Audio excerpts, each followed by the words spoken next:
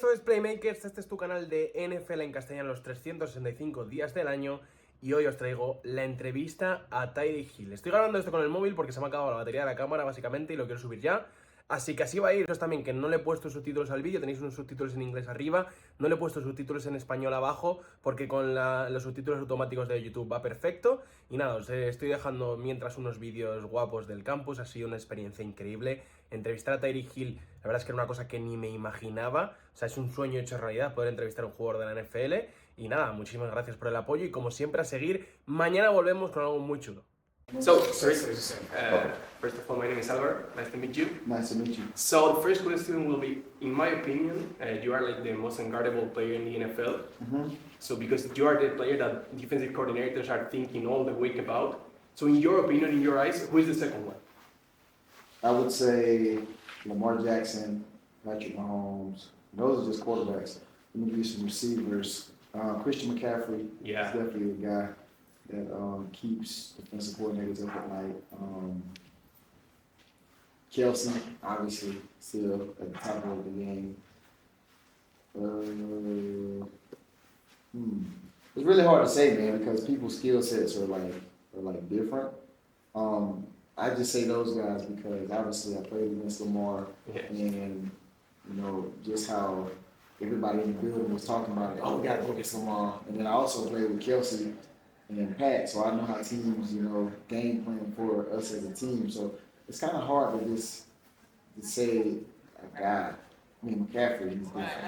Yeah, he's a dude. He's a dude. Yeah. He's a dude. Justin Jefferson, another guy. You gotta be like, hey, you gotta put about 3 guys over there now. I would say Jamar Chase too, though. Jamar Chase, he's really nice.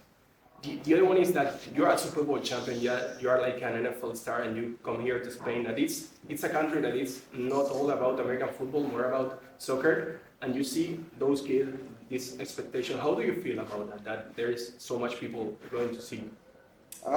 It's a beautiful feeling, man. I'm very grateful for the opportunity. You know, each and every day, I get a chance to travel the world and, you know, inspire kids across the globe. Is God's purpose. You know, God is using me to tell a story, and all I'm doing is just enjoying it. You know, I'm traveling, teaching these kids about ball, teaching them how to be young individuals, teaching them how to work hard, teaching them about work ethic, what to eat, what not to eat, and I love it, man. I absolutely love it, man. This is something that I used to dream about when I was a kid. You know, I told myself, like, if I ever made it to the NFL, I'm gonna make sure, you know, I use my platform, I use my resources, you know, to help other people achieve what they want to achieve, and that's really why we're here, man. We're here to inspire. We're here to help grow the game globally, and you know, just make the future better, man, for just the football space. So in the NFL, you are called the cheetah because of your speed. And I would like to know which animals do you think could be the following players? The first one is Tua Tagovailoa, your QB. Which animal do you see him as? I can see Tua being more of a sloth, you know. And I say that is because, like, he's smooth, like you know how when sloths be moving, they be so smooth and slow. Yeah. Like Tua, he's slow, but he's smooth though. Yeah. So I say slow. What about Patrick Mahomes? I would say more of like an anteater or something. I say some weird ass animals. Yeah. So I think this is easy. How about Chris Jones? You played with him. He's like. Oh, he's a rhino. Yeah. He's a rhino, man. Chris Jones, a force in the middle, man. Especially in the trenches. You got to be a rhino. So. And I would like to know the last one. How about Justin Jefferson? One of the best wide receivers in the game. Justin Jefferson, he gives me like kangaroo vibes. You feel me? I don't know why he gives me kangaroo vibes, but it's definitely kangaroo for me. Yeah, that's right.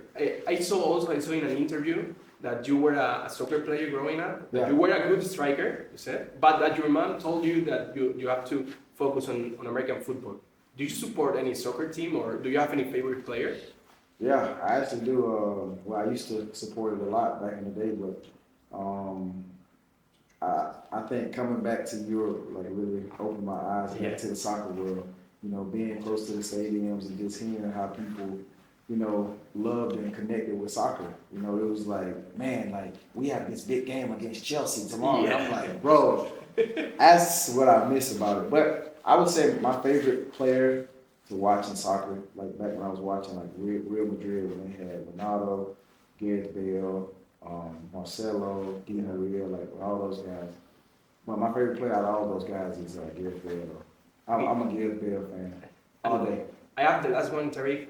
If there is a kid that wants to make it to the NFL but doesn't have your speed, what are the 3 things that you think he should work on early on to achieve the dream to play in the NFL as a wide receiver? I mean, it really isn't about, I feel like, when it comes to NFL, it really isn't about workouts. You feel me? Like, to me, it's about how committed you are. Yeah. Commitment is the main thing.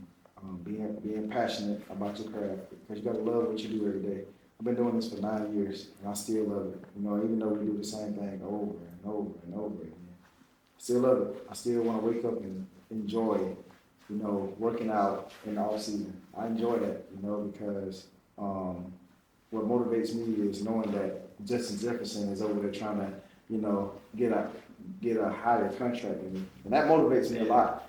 And You said that everywhere there is someone going to take your spot. Right? Yeah, you are, and you got to be mindful of that too. Though. Like, you never can get comfortable in the NFL. You never can, you know, get complacent with, you know, who you are and where you are, because you're a different person than you were, you know, a day ago or a year ago. You always got to work. You always got to work, man. And a lot of players, I'm not gonna say no names. A lot of players, they don't work. Like, you got to be consistent. So consistent, commitment, and what was my third one? Consistent, commitment. I said another one, passion. Like, those are the 3 things that you gotta do. You know, you gotta be consistent with your work, because if you put out inconsistent work, you're gonna have inconsistent play. You know, that's why you see a lot of guys drop the routine passes to them. That's why you see a lot of guys, you know, getting hurt, because they're not doing, you know, routine stuff to like keep their body intact. You know, so. Those are the 3 things, man, that you really gotta do. Like what I told those kids today about, you know, working out hard every day. Like, I work out 6 times a week, 3 times a day. You know what I'm saying? Like, I enjoy it. Like, highest paid receiver, and I'm still working out. Why? Because I love it. Like, I want to stay consistent in my play. I'm committed to it, and I'm very passionate about it. So those are the things that you need. Yeah. Thank you so much. Great. Well, thank you. I do seeing you.